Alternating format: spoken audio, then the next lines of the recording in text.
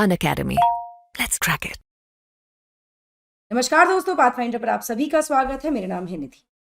दोस्तों, भारत का जो स्पेस मिशंस हैं उनका डंका इसरो की वजह से पूरे विश्व में बजा है। हम चंद्रयान की बात करें या हमारे बहुत ही महत्वाकांक्षी गगनयान की बात करें, पूरी दुनिया हमारी तरफ देखती है when it comes to satellite launches et cetera. हाल ही के दिनों में हमारे जो यूनियन मिनिस्टर हैं जितेंद्र सिंह, उन्होंने कहा कि भारत की जो स्पेस इकोनॉमी है वो एक बहुत लंबी छलांग लगाने को तैयार है और ये पहुंच जाएगी अप टू $40 बिलियन बाय 2040।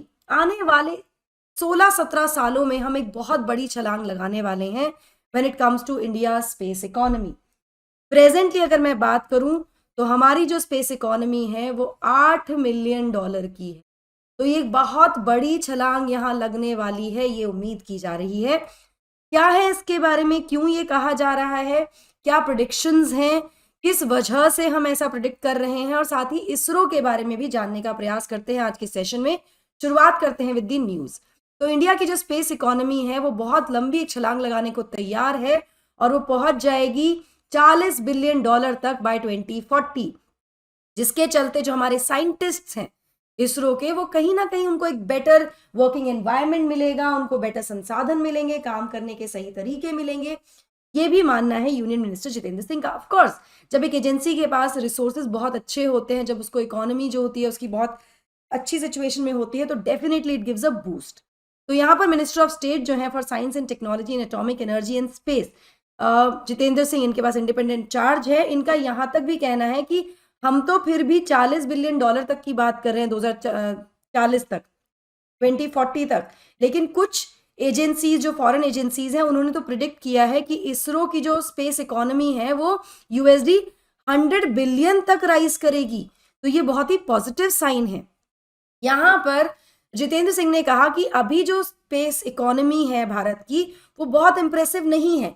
वो केवल कितनी है, जैसा कि मैंने आपको बताया, केवल $8 मिलियन की है, लेकिन हम बहुत तेजी से आगे बढ़ रहे हैं, चाहे वो सैटेलाइट लॉन्च हो या बाकी जो हम असिस्टेंस दे रहे हैं बाकी जो फॉरेन एजेंसीज हैं उनको। और अगर सिर्फ फॉरेन सैटेलाइट लॉन्च की बात करें तो हमने अर्न किए हैं यूरो 20 to 30 to 40 मिलियन, 230 से 240 मिलियन यूरोज हम अर्न कर चुके हैं फॉर लॉन्चिंग यूरोपियन सैटेलाइट्स। वहीं अगर हम अमेरिकन सैटेलाइट्स के लॉन्च की बात करें तो we have earned about $170 to 180 million American satellites को लॉन्च करने में। पिछले 2-3 सालों में हमने देखा है कि बहुत तेजी से हमने बाकी देशों के सैटेलाइट्स को भी लॉन्च किया है इसरो के माध्यम से। ठीक है, यहाँ पर ये जो सारी जो कॉन्वर्सेशन है या जो प्रेजेंट किया गया है, जो एक्सपेक्टेशन है, प्रेडिक्टेबिलिटी है, ये सब की गई by Jitendra Singh ji after inaugurating the 60th anniversary celebrations of ISRO's rocket launch at Thiruvananthapuram.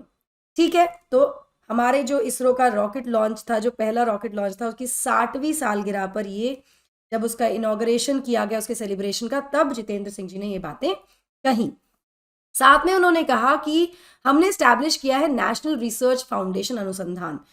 ये भी एक बहुत ही बड़ा अचीवमेंट है हमारे लिए, ये एक बेहतर मॉडल है। इस तरह की जो फाउंडेशन जो यूएस में एग्जिस्ट करती है उससे काफ़ी बेहतर है और कहीं ना कहीं इसका एक बहुत सिग्निफिकेंट इंडस्ट्री प्रेजेंस भी है, उसको हमने स्टैब्लिश कर दिया है एनआरएफ के फॉर्म में, जिसके चलते लगभग 70% तक का जो हमारा स्पेस संसाधन है, स्पेस रिसोर्सेज हैं, वो आने वाले समय में नॉन गवर्नमेंट सेक्टर से आने वाले हैं और ये कहीं ना कहीं जो हमारे संसाधन है उनको एक पुश देगा, उनको सप्लीमेंट करेगा।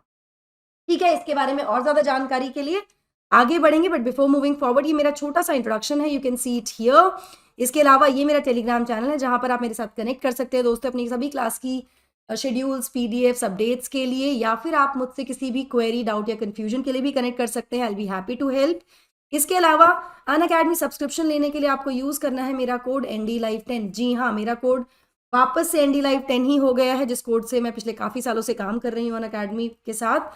ये आप यूज कर सकते हैं। डिस्क्रिप्शन बॉक्स में एक गूगल फॉर्म दिया है, उसको भी फिल कर दीजिए दोस्तों, लेकिन आपको यूज करना है मेरा कोड NDLive10 वहां पर एजुकेटर कोड में, ताकि मैं आपको डायरेक्टली हेल्प कर सकूं, मेंटोर कर सकूं आपकी प्रिपरेशन में।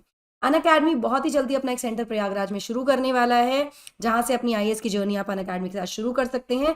एडमिशंस यहाँ पर ओपन है for GS foundation batch 25-26। Batch शुरू हो रहा है 15 दिसंबर से। एनरोल आपको करना है बिफोर 30 नवंबर। पहले 100 स्टूडेंट्स को यहाँ पर 40% फीस में डिस्काउंट भी मिलेगा। ये सेंटर का एड्रेस है, यहाँ पर आप जा सकते हैं, या फिर आप इस फोन नंबर पर भी कनेक्ट कर सकते हैं अगर आप इलाहाबाद यानी प्रयागराज या इसके आसपास के क्षेत्रों में रहते हैं तो।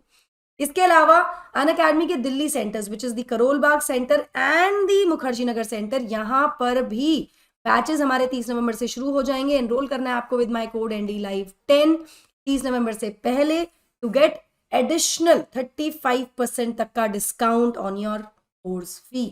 अभी जाइए, एनरोल कर लीजिए, लिमिटेड सीट्स हैं और ये आपकी 2025-26 की तैयारी का फाउंडेशन बैच होने वाला है। तो kick start your IAS journey with Unacademy. चलिए दोस्तों, अब यहाँ पर जैसा कि मैंने आपको बताया कि रिसोर्सेज में 70% रिसोर्सेज संसाधन जो है हमारे नॉन गवर्नमेंट जो जगहें हैं, एनजीओ जो है वहां से आएंगे या फिर प्राइवेट सेक्टर से आएंगे। तो इस पर डेफिनेटली जितेंद्र सिंह जी बात कर रहे थे रिसोर्स क्रंच की। तो यहाँ पर उनका कहना है कि फिलहाल हमारे पास एक रिसोर्स क्रंच जरूर है, क्योंकि अगर हम स्पेस इकोनॉमी की वैल्यूएशन की बात करें तो इसमें हम $8 मिलियन पर हैं और हम उम्मीद कर रहे हैं एक बहुत बड़ी छलांग की। तो उन्होंने कहा लेकिन ये जो क्रंच है इसको हम ओवरकम करते हैं हमारे महान जो साइंटिस्ट हैं उनकी जो क्षमताएं हैं। तो वो जो क्षमता है ना हमारे साइंटिस्ट की, वो कहीं ना कहीं हमारा इकोनॉमिक क्रंच को ओवरकम करने में हमें मदद भी करती है। हम उसके पार निकल जाते हैं because of the talent that we have in India. इसके साथ इन्होंने कहा कि हम जो बाकी देश हैं उनको भी ओवरटेक कर सकते हैं जिस तरह की क्षमताएं इसरो में हैं। माना कि चांद पर कदम रखने वाले पहले कोई और देश रहे होंगे, लेकिन चंद्रयान यहाँ पर मैं आपको बता दूं कि पहला ऐसा है जिसने पानी का मॉलिक्यूल यानी H2O मॉलिक्यूल को डिटेक्ट किया है चंद्रमा पर। ये भी मतलब उपलब्धियों के बारे में भी इन्होंने डेफिनेटली बात की। साथ में यहाँ पर ऑफ कोर्स इन्होंने पीएम मोदी के जो करेजियस मूव था जहां पर स्पेस सेक्टर को प्राइवेट प्लेयर्स के लिए ओपन किया गया उसकी भी काफी सराहना की और उन्होंने कहा कि ये एक गेम चेंजर साबित हुआ है। इन्होंने कहा कि इसकी वजह से जो ये हमारा जो स्पेस सेक्टर था उसको जब ओपन किया गया प्राइवेट प्लेयर्स के लिए, इसने सप्लीमेंट कर दिया है हमारे रिसोर्सेज को। जो क्रंच था हमारे पास उसको सप्लीमेंट किया गया, not just on the fund wise status, मतलब जो फंड्स हैं उसके लिए, बल्कि नॉलेज के लिए भी प्राइवेट प्लेयर्स ने भी आकर यहाँ पर रोल प्ले करना शुरू किया। आपको याद ही होगा पिछले कुछ समय पहले एक प्राइवेट सैटेलाइट लॉन्च किया गया था, करेक्ट। तो ये भी बहुत मददगार हुआ कि सिर्फ अब सीमित नहीं रह जाएगा ये सरकारी नॉलेज पर या सरकारी फंड पर। अभी प्राइवेट प्लेयर्स भी इसमें कॉम्प्लीमेंट कर रहे हैं, सप्लीमेंट कर रहे हैं इस पूरे सेक्टर को, जिसकी वजह से कहीं ना कहीं स्पेस साइंस का जो कॉन्सेप्ट है उसको भी पॉपुलैरिटी मिली है देश भर में। अब पूरा देश, अगर आप जानते हो जब चंद्रयान लॉन्च हुआ है, चंद्रयान है, तो उसमें हम पूरे की पूरी तरह से पूरा देश इन्वॉल्व है। ऐसा लगता है कि ये साइंस के साथ, सरकार के साथ पूरा देश एकजुट हो गया चंद्रयान के लिए। आने वाले समय के जो प्लान्स हैं वो भी काफी महत्वाकांक्षी हैं। यहाँ पर मिनिस्टर ने मेंशन किया Gaganyaan human space lift mission के बारे में, जो कि एक बहुत ही महत्वाकांक्षी मिशन है इसरो का। इन्होंने कहा कि एक बहुत ही सिग्निफिकेंट डेवलपमेंट होने वाला है ये हमारी इंडियन स्पेस प्रोग्राम में। इसरो ने रिसेंटली कंडक्ट किया है ट्राइबल फ्लाइट टेस्ट सक्सेसफुली। उसके अलावा 2025 तक भारत सेंड करने वाला है एक मानव को, एक मैन को टू स्पेस, और उसको वापस भी लाया जाएगा स्पेस सेफली, ये भी उम्मीद लगाई जा रही है। लेकिन उससे 2-3 महीने पहले जो स्पेस प्रोग्राम है उसके द्वारा एक फीमेल रोबोट को भेजा जाएगा जो कि मिमिक कर पाएगी सभी एक्शंस को किसी भी एस्ट्रोनॉट के। तो ट्रायल भी होगा यहाँ पे, इतना हम आगे बढ़ चुके हैं ना। ये जो ओपन किया गया है जो हमारा स्पेस सेक्टर है उसको प्राइवेट प्लेयर्स के लिए, उसके पीछे रीजंस क्या हो सकते हैं? देखो, जो डिमांड है ना for the launch of small satellites वो बहुत तेजी से बढ़ी है पिछले 8-10 सालों में। उसके पीछे रीजन ये है कि अब देखो बहुत ज्यादा आवश्यकता पड़ गई है स्पेस बेस्ड डेटा की, चाहे वो कम्युनिकेशन में हो, सर्वेलांस में हो या कॉमर्स में हो। अब छोटी छोटी कंपनीज भी चाहती हैं कि उनकी सैटेलाइट्स हो to cater to these information, communication के लिए, सर्वेलांस के लिए, कॉमर्स के लिए। और जो नीड है सैटेलाइट डेटा की, इमेजरी की और स्पेस टेक्नोलॉजी की, वो अब सभी सेक्टर्स में देखने को मिलती है, चाहे वो वेदर कंडीशंस हो या एग्रीकल्चर हो या ट्रांसपोर्ट हो या अर्बन डेवलपमेंट हो, जिसके चलते जो डिमांड है वो बहुत तेजी से बढ़ी है स्मॉल सैटेलाइट लॉन्च की।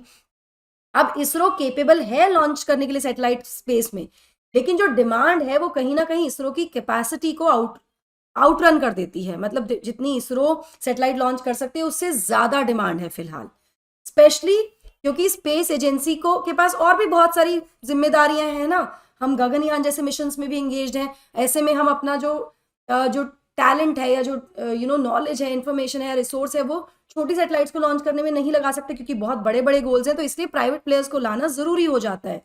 इसी के चलते सेक्टर को ओपन किया गया प्राइवेट प्लेयर्स के लिए, जहां पे इसरो इनको हेल्प कर रही है फैसिलिटीज और नॉलेज के साथ, ठीक है ना। ये जो यूज ऑफ फैसिलिटीज है ना, ये चार्जेबल हैं। जब इसरो अपनी स्पेशलाइजेशन शेयर कर रही है, फैसिलिटीज शेयर कर रही है, नॉलेज शेयर कर रही है, तो ISRO is charging for that, and in return ISRO के लिए रेवेन्यू जनरेट हो रहा है, तो it's a win win situation for ISRO. चलिए अब इसरो के बारे में जान लेते हैं। तो Indian Space Research Organisation which is ISRO, एक स्पेस एजेंसी है भारत की। ये ऑर्गेनाइजेशन इन्वॉल्व होती है in science, engineering, technology to harvest the benefits of outer space for India. जो बाहरी स्पेस है उसकी जो भी बेनिफिट्स हैं उसको हार्वेस्ट करने के लिए with respect to science, engineering, technology, ना केवल भारत के लिए बल्कि पूरी मानव जाति के लिए। इसरो मेजर कॉन्स्टिट्यूएंट है ऑफ डिपार्टमेंट ऑफ स्पेस, जो कि भारत सरकार के अधीन है। जो डिपार्टमेंट है ये एग्जीक्यूट करता है इंडिया स्पेस प्रोग्राम को, जो भी हमारा स्पेस प्रोग्राम है, प्राइमरीली थ्रू सेंटर्स और यूनिट्स विद इन इसरो के साथ की जो सेंटर्स या यूनिट्स हैं उसके द्वारा, ठीक है। इसरो को पहले कहा जाता था, ISRO was previously actually the Indian National Committee for Space Research, INCOSPAR, ठीक है, जो कि सेटअप की गई थी गवर्नमेंट ऑफ इंडिया के द्वारा 1962 में, as it was envision by Vikram Sarabhai, ठीक। इसरो को इसरो बनाया गया, या इंकोस्पार को इसरो बनाया गया 15 अगस्त 1969 को, और इसने सुपरसीड कर दिया था Indian National Committee for Space Research को with an expanded role to harness space technology. मतलब इसमें स्पेस टेक्नोलॉजी के जो